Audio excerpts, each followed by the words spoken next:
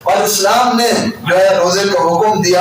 یاد رکھیں رمضان کے روزے فرض ہونے سے پہلے رمضان کے روزے 2 ہجری میں فرض ہوئے، یعنی مکہ کے 13 سال میں روزے فرض نہیں تھے.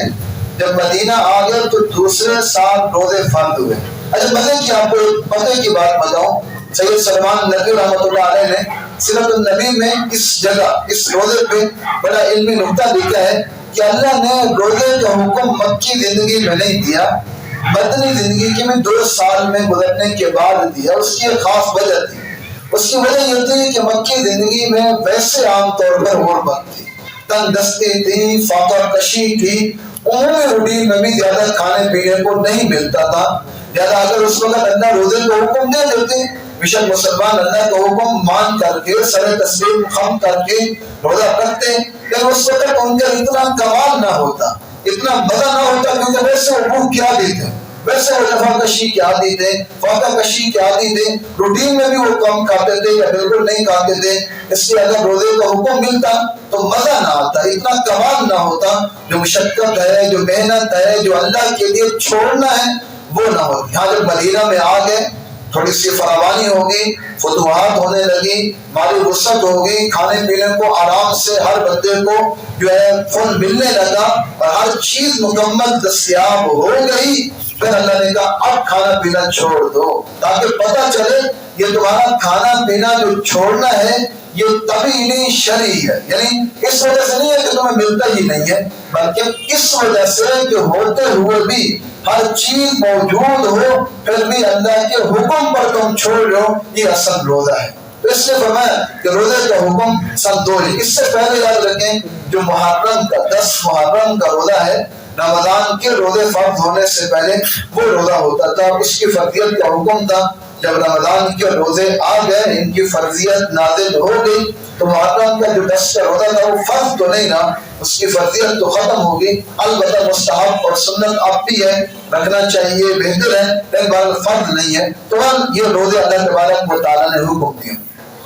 اور ویسے ہر عبادت اللہ تعالیٰ کی ہے اور ہر ایک کا اپنا ایک مزہ ہے، ایک چاشنی ہے، ہر ایک کا اپنا ایک ذوق ہے. روزے کی عبادت جو ہے بڑی عجیب عبادت ہے، عام عبادتوں سے ہٹ کر کے ہے، مختلف عبادت ہے. اور یہ وجہ اللہ نے بھی، جو کہ یہ ہٹ کے ہے، یہ مختلف ہے، تو اللہ نے بھی عجیب معاملہ فرمایا، مختلف معاملہ فرمایا، تھوڑی روٹین سے ہٹ کر کے بات ارشاد فرمائی.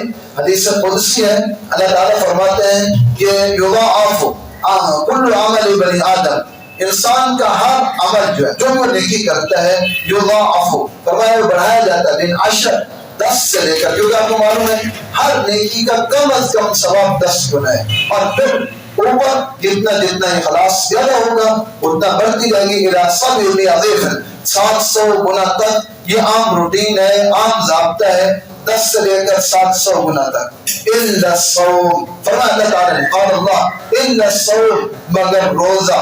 روزے کا حکم یہ نہیں ہے، روزے کا ضابطہ یہ نہیں ہے، روزے کا معاملہ الگ ہے. فَإِنَّهُ لِي وَأَنَا أَجْزِي بِهِ، فرمایا روزہ میرے لیے ہے اور میں ہی اس کا بدلہ دیتا ہوں. سوال یہ ہے کہ کیا نماز اللہ کے لیے نہیں ہے، حج اللہ کے لیے نہیں ہے، کیا زکات اللہ کے لیے نہیں ہے؟ ساری چیزیں اللہ ہی کے لیے ہیں. لیکن یاد رکھیں گے جو نسبت اللہ اپنی طرف کر رہے ہیں، یہ نسبت شرافت کے لیے، تعظیم کے لیے، اس چیز کی بڑائی کے لیے. اللہ اپنے طرف اس کی نسبت کر رہے ہیں. اس کی مثال ایسے ہے کہ ساری زمین وَلِلَّهِ مِيرَاثُ السَّمَاوَاتِ وَالْأَرْضِ، ساری زمین آسمان اللہ کی ہے، لیکن اللہ نے مسجد کو کہا یہ میرا گھر ہے، اس کی عظمت کے لیے، اس کی شرافت کے لیے، اس کی بزرگی کے اظہار کے لیے. تو روزے کا بھی اس طرح ہے. اور اس کی ایک ظاہری وجہ بھی ہے، وہ یہ کہ باقی جتنی عبادتیں ہیں ان میں ریاکاری ہو سکتی ہے، اور ہوتی ہے، اللہ معاف کرے، ہم لوگ کر رہے ہیں، اور دکھلاوا اور اپنے آپ کو بزرگ ظاہر کرنا. میں یہاں کھڑا ہو جاتا ہوں، لمبی نماز پڑھتا ہوں، تو لوگ کہیں گے مولوی صاحب اتنا نیک آدمی اتنی لمبی نماز پڑھ رہے ہیں، ریاکاری میرے اندر آتی ہے، میں کرتا ہوں. اسی طرح حج پہ حج کرنے جا رہا ہوں، اس میں بھی ریاکاری آ سکتی ہے. لوگوں کو پیسے بانٹ رہا ہوں کہ بھئی یہ لو سخی کہیں، زکات صدقے میں بھی.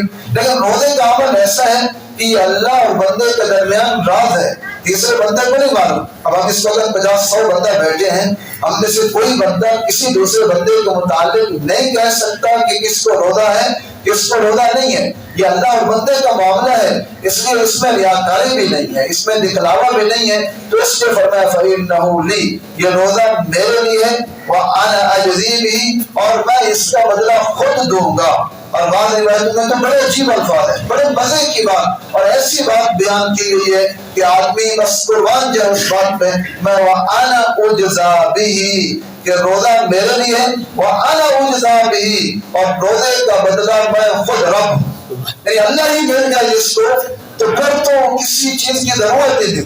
اس کی مثال تو ایسے ایک بادشاہ تھا، وہ لوگوں میں جائیدادیں بانٹ رہا تھا اور لے رہا، لوگوں کو کہہ رہا تھا جس کو جو چاہیے لے، کوئی زمین مانگ رہا تھا، کوئی کیا مانگ رہا تھا، تو ایک اس کا وزیر تھا، اس کو کہا بھائی تو بھی کچھ مانگ لے، تو اس نے کچھ مانگا نہیں، بادشاہ کے کندھے پہ ہاتھ رکھا، تو بادشاہ نے کہا تمہیں کچھ نہیں چاہیے، کہا مجھے آپ چاہیے، جس کو بادشاہ مل گیا تو ساری بادشاہی اسی کی ہوگی نا، تو جس کو اللہ خود مل گیا جنت بھی آ گئی، ہر نعمت ہر چیز اس میں دستیاب ہوگی۔ تو اس لیے روزے کا بڑا ثواب ہے، بڑی فضیلت ہے روزے کی، اور اللہ کے نبی صلی اللہ علیہ وسلم نے فرمایا اس حدیث میں آگے چل کے فرمایا کہ روزے کی صورتحال یہ ہے، اس کا ثواب یہ ہے کہ جب بندہ روزہ رکھتا ہے اور ساتھ طبی طور پر نہ کھانے کی وجہ سے، تھوڑا سا معدہ خالی ہونے کی وجہ سے بو سی آ جاتی ہے، اسمیل سی منہ سے پیدا ہو جاتی ہے، جس کو ہم بو کہہ رہے ہیں، اسمیل کہہ رہے ہیں، بد بو کہہ رہے ہیں، یہ میرے آپ کے لحاظ سے تو بو ہے، اللہ تعالیٰ کیا ہے اس بو کا، اس جو اسمیل ہے اس کا کیا ہے، میں وَلَا خَلُوفُ فَلِلصَّائِمِ أَطْيَبُ عِندَ اللَّهِ مِنْ رِيحِ الْمِسْكِ، بخاری شریف کی روایت ہے، میں یہ روزے دار کے منہ کی بدبو اللہ تبارک و تعالیٰ کو مشک سے زیادہ پیاری ہے، مشک پیاری ترین خوشبو ہوتی ہے، وہ اتنی محبوب نہیں ہے، کیوں؟ کیونکہ اللہ تبارک و تعالیٰ فرماتے ہیں يَدَعُ شَهْوَتَهُ وَطَعَامَهُ لِي، کہ یہ اپنا کھانا پینا چھوڑ دیتا ہے، اپنی جائز خواہشات چھوڑ دیتا ہے میرے لیے، اس کا بدلہ میں دوں گا۔ تو اس لیے روزہ رکھیں اور تھوڑا سا کوشش کریں، روزہ تو ہم ویسے ہی رکھتے ہیں لیکن ذرا احتیاط کے ساتھ رکھیں، تاکہ جو شریعت نے کی ہے اور جس طرح شریعت نے بتایا ہے اس کے مطابق عمل کریں گے تو یہ جو روزے پہ اتنے فضائل آپ سن رہے ہیں، اتنے بڑے ثواب کے وعدے آپ سن رہے ہیں، یہ انشاءاللہ ہمیں ملیں گے۔ کہیں ایسا نہ ہو کہ روزہ تو ہم رکھیں، یاد رکھیں روزے کو لیکن ضائع کر دیں، حدیث میں روزے کے ضائع کرنے کا بھی فرمایا گیا ہے، اور فرمایا کم من صائم لیس لہ من صیامہ الا الجوع والظمأ، میں کتنے ہی روزے دار ایسے ہیں کہ ان کو روزے میں سوائے بھوکے پیاسے رہنے کا اور کچھ حاصل نہیں ہوتا۔